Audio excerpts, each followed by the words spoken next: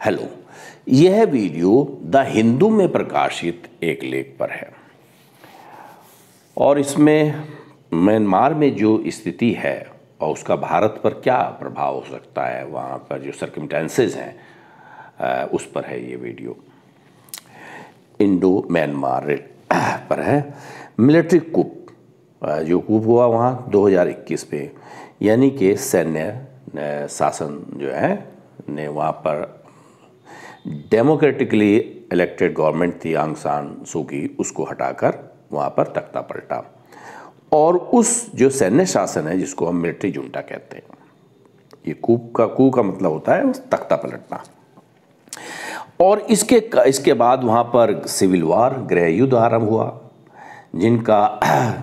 जिसमें जो military junta है यानी कि सैन्य सरकार है, उसका विभिन्न रेजिस्टेंस ग्रुप जो हैं उनसे जो है संघर्ष चल रहा है। और जिसमें प्रमुख है एथनिक आर्म ग्रुप्स हैं, ये ऑर्गेनाइजेशंस हैं काफ़ी, और पीपल्स डिफेंस फोर्सेस है, यानी कि ये जो ग्रुप हैं, कई सारे ग्रुप हैं, उनका सैन्य सरकार से संघर्ष चल रहा है। और इन जो ग्रुप्स हैं, रेसिस्टेंस ग्रुप्स हैं, इन्होंने म्यांमार की बहुत बड़े क्षेत्र में टेरिटरी को ऑक्यूपाई कर लिया है, अपना प्रभाव क्षेत्र में है। यानी कि कुल मिलाकर मिलिट्री जुंटा के अधीन टेरिटरी जो है दिन पर प्रतिदिन कम होती जा रही है। म्यांमार क्योंकि भारत का जो पड़ोसी राष्ट्र है और भारत के जो नॉर्थ ईस्टर्न स्टेट्स हैं वो उससे कई नॉर्थ ईस्टर्न स्टेट से इसकी जो है बाउंड्री शेयर करती है भारत की, तो निश्चित रूप से वहाँ की परिस्थितियाँ का भारत पर प्रभाव पड़ सकता है। तो म्यांमार भारत के लिए क्यों इम्पोर्टेंस है? इंडियाज़ एक्ट ईस्ट पॉलिसी, जैसे हम जानते हैं भारत की जो एक्ट ईस्ट पॉलिसी है वो आसियान कंट्री जिनके विषय में भी हम थोड़ा सा इन्फॉर्मेशन देंगे, 10 राष्ट्रों का दक्षिण पूर्वी जो एशिया के राष्ट्र हैं जिनको आसियान मेंबर्स हैं, उनके साथ भारत की जो संबंधों को मजबूत करने के लिए भारत की जो एक्ट ईस्ट पॉलिसी में म्यांमार की भूमिका महत्वपूर्ण है। Pivotal land bridge between India and other ASEAN countries, जैसे हम जानते हैं म्यांमार आसियान का राष्ट्र है और आसियान कंट्री 10 राष्ट्रों का एक समूह है, उनमें पिवटल का मतलब महत्वपूर्ण एक ब्रिज के रूप में काम करता है म्यांमार, क्योंकि पड़ोसी राष्ट्र है। अच्छा, cross border militancy and illegal activities जो है भारत का 1643 किलोमीटर लॉन्ग बॉर्डर शेयर करता है, म्यांमार से लगा हुआ है। और वहाँ पर अगर जो है क्या कहते हैं टेररिस्ट है या मिलिटेंट ग्रुप्स भारत में एंटर करते हैं या कोई गैर कानूनी गतिविधियाँ होती है, तो निश्चित रूप से भारत की जो नॉर्थ ईस्टर्न स्टेट्स हैं वहाँ की सिक्योरिटी पर, वहाँ की जो है स्टेबिलिटी पर प्रभाव पड़ेगा। अब थोड़ा सा इसको मैप से देख लेते हैं। देखिए ये शॉर्ट में है क्योंकि हाँ ये BA का मतलब बांग्लादेश, BH का भूटान, NE का नेपाल, MY का मतलब म्यांमार और यह TH का मतलब थाईलैंड, LA का मतलब लाओस, वियतनाम, CA का मतलब कंबोडिया, ब्रुनई, IN का मतलब इंडोनेशिया, PH का मतलब फिलीपींस, SA का मतलब सिंगापुर। ये जो है आसियान कंट्रीज हैं, इसमें कई सारी।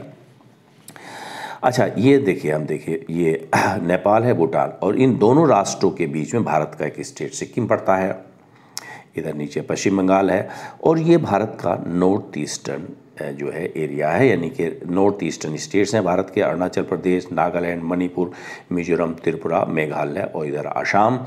तो ये जो भारत के जो है इनको भारत से जोड़ने का एक जो कॉरिडोर है जिसको सिलीगुड़ी कॉरिडोर भी कहते हैं, जिसको चिकन नेक भी कहते हैं, ये बहुत छोटा सा एक नैरो कॉरिडोर है जो भारत को जो मेन लैंड है उससे नॉर्थ ईस्ट जो स्टेट्स हैं पूर्वोत्तर भारत से जोड़ता है।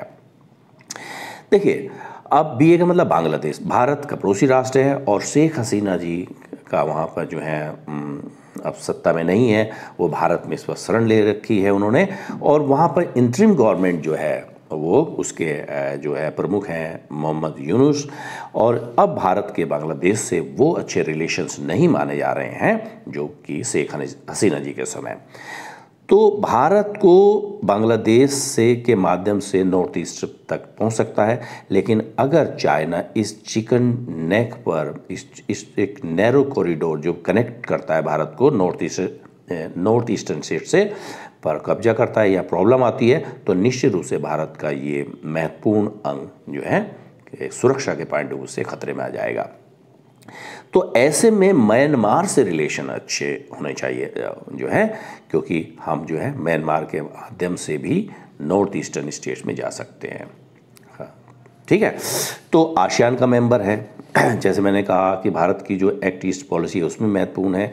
म्यांमार में ये 10 राष्ट्र आते हैं, आसियान में 10 राष्ट्र आते हैं, म्यांमार, थाईलैंड, लाओस, वियतनाम, मतलब कंबोडिया, इनकी फुल फॉर्म यहाँ लिखेगी, मलेशिया और आपके जो है सुमात्रा आइलैंड है किसका, इंडोनेशिया का, और जावा जो है ये पूरा इंडोनेशिया है, ये एक बड़ा आइलैंड है जिसमें 3 राष्ट्रों का कब्जा है। ये कब अक्सर पीसीएस में आता है, जैसे ये एमए का मतलब मलेशिया, एमए का मतलब है यहाँ पर जो है मलेशिया जो है मलेशिया, एमए का मतलब यहाँ पर मलेशिया माना जाए। मलेशिया यहाँ लिखना भूल गए हम जो है, इसलिए जो है आप इसको मान लें यहाँ, मतलब जो एमए का मतलब ये मलेशिया का, ये भी मलेशिया पार्ट है। मलेशिया और ये ब्रुनई, यानी कि इस आइलैंड पर 3 राष्ट्रों का कब्जा है, इंडोनेशिया, मलेशिया और छोटा सा ये जो है ब्रुनई है। अच्छा, उसके बाद इंडोनेशिया, ये जो है ये 10 राष्ट्र हैं आसियान के, म्यांमार, थाईलैंड, लाओस जो है, वियतनाम, कंबोडिया, मलेशिया, सिंगापुर और इंडोनेशिया, ब्रुनई जो है। ये सिंगापुर देखिए, इंडोनेशिया काफ़ी बड़े क्षेत्र में फैला हुआ है, यहाँ तक इंडोनेशिया के आइलैंड्स हैं जो हैं काफ़ी बड़े जो हैं, और ऊपर जो आसियान का एक राष्ट्र है फिलीपींस। तो इस प्रकार से 10 मेंबर, इनकी लिस्ट भी हम बाद में देंगे अभी आपको।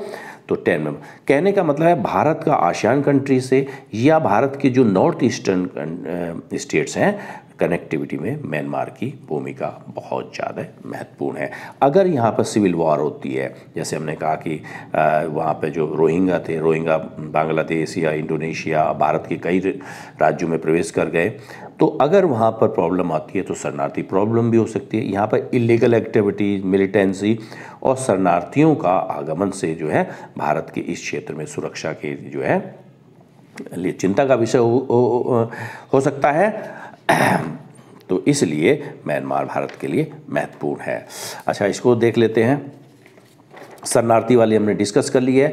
रीजनल कनेक्टिविटी प्रोजेक्ट, भारत के रीजनल कनेक्टिविटी प्रोजेक्ट हैं जिससे म्यांमार से भारत के जो है संबंध जो है स्थापित किए जा रहे हैं। देखिए, भारत का ये जो है कलकत्ता पोर्ट है और ये म्यांमार का सितवे पोर्ट है। इसको जो है इसी को Kaladan multi modal transit transport project कहते हैं। इसके पश्चात ये कलादान रिवर से जुड़ता है, फिर रोड से मिजोरम तक जुड़ता है। यानी कि सी, रिवर और रोड, ये 3 स्टेजेज में कह सकते हैं, 3 इसमें शामिल हैं। समुद्र से भी है, नदी के माध्यम से, और फिर सड़क के माध्यम से जो है भारत की जो नॉर्थ ईस्टर्न स्टेट्स हैं तक कनेक्टिविटी बढ़ाती है। तो म्यांमार जो है सितवे पोर्ट है ये म्यांमार का। तो सितवे किससे जुड़ता है? बंगाल जो है, पश्चिम बंगाल में स्थित कलकत्ता से। तो इसलिए म्यांमार की स्थिति भी भारत के लिए महत्वपूर्ण है। और India Myanmar Thailand trilateral highway जो है 3 पक्षीय हाईवे है। देखिए, इंडिया, म्यांमार और ये थाईलैंड जो है थाईलैंड, तो कहीं ना कहीं म्यांमार यहाँ भी एक महत्वपूर्ण भूमिका में है। तो म्यांमार हमारे आर्थिक और स्ट्रेटजिक पॉइंट ऑफ व्यू से, जियोपॉलिटिकल पॉइंट ऑफ व्यू से म्यांमार की जो है काफ़ी महत्वपूर्ण पोजीशन है। अच्छा, लाओस के विषय में एक जानकारी है, अक्सर एग्जाम में आती है कि which country of the south east Asia is landlocked? Answer is Laos. Laos में जो है एक मात्र राष्ट्र है जो भू आवेष्टित है। इधर वियतनाम से लगा हुआ है, इधर फिर साउथ में कंबोडिया से, ये थाईलैंड से, और ऊपर चाइना से, और इधर पश्चिम में म्यांमार से जो इसकी भूमिका लगी है। ये थोड़ा सा इधर जो है, ये देखिए आप, म्यांमार से भी टच है इसका, तो लैंडलॉक कंट्री है।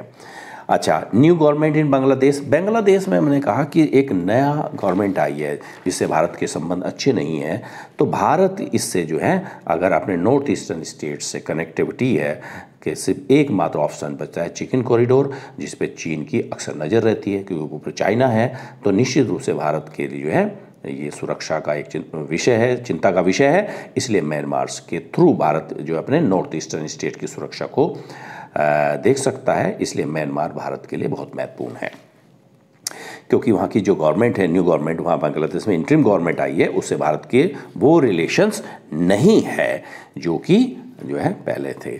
अच्छा, आसियान के विषय में थोड़ी सी इन्फॉर्मेशन है, ये कन्वेंशन नॉलेज है। आसियान का मतलब है south east association of south east Asian Nations. ये दक्षिण पूर्वी राष्ट्रों का, एशियाई राष्ट्रों का एक एसोसिएशन है। मैं दोबारा रिपीट कर देता हूँ, association of south east Asian Nations. ये 10 मेंबर्स हैं, इसकी लिस्ट है, और 1967 में इसकी स्थापित हुई थी। इसका जो सचिवालय सेक्रेटरीट जकार्ता इंडोनेशिया में है। जकार्ता की ये पोजीशन है, जकार्ता जावा आइलैंड पर है। अच्छा, थोड़ा सा ये देख, साउथ चाइना सी जो है अक्सर न्यूज़ में रहता है, उधर ऊपर जापान है, साउथ कोरिया है, जिनके भारत के रिलेशन बहुत अच्छे हैं। तो जो ऑयल सप्लाई है, जो एनर्जी सप्लाई के लिए, ये जो मलक्का स्टेट है, ये MA का मतलब मलेशिया, ऐसे का मतलब सिंगापुर बहुत छोटा सा है, ये मलय पेनिनसुला, मलय प्रायद्वीप है। ये मलेशिया और इंडोनेशिया के सुमात्रा के बीच में, यानी कि इंडोनेशिया मलेशिया के बीच में एक जल संधि है, मलक्का स्टेट, जो कि बहुत इंपॉर्टेंट है, जो साउथ ईस्ट एशियन नेशन के साथ भारत की कनेक्टिविटी के, व्यापारिक हितों के लिए, ट्रेड एंड कॉमर्स के लिए, और आसियान जो ईस्ट एशियन नेशंस है, जैसे जापान को, ताइवान और आपके क्या कहते हैं साउथ कोरिया, उससे भारत की कनेक्टिविटी इसी स्टेट से होती है। तो ये मलक्का स्टेट बहुत इंपॉर्टेंट है। हालांकि सुमात्रा और जावा के बीच में एक सुंडा स्टेट भी है, वो इतनी इंपॉर्टेंट नहीं है। तो मलक्का स्टेट बहुत इंपॉर्टेंट है स्ट्रेटजिक पॉइंट ऑफ व्यू से। अच्छा, ये 10 मेंबर्स हैं, Indonesia, Malaysia, Philippines, Singapore, Thailand, Brunei, Vietnam, Laos, Myanmar और कंबोडिया। देखिए, अभी अक्टूबर में 6 अक्टूबर से 11 अक्टूबर 2024 में 44th समिट हुई थी वियंतियाने में। Vientiane is the capital of Laos, where 44th ASEAN summit was recently held जो है। तो ये कन्वेंशन नॉलेज है। ओके।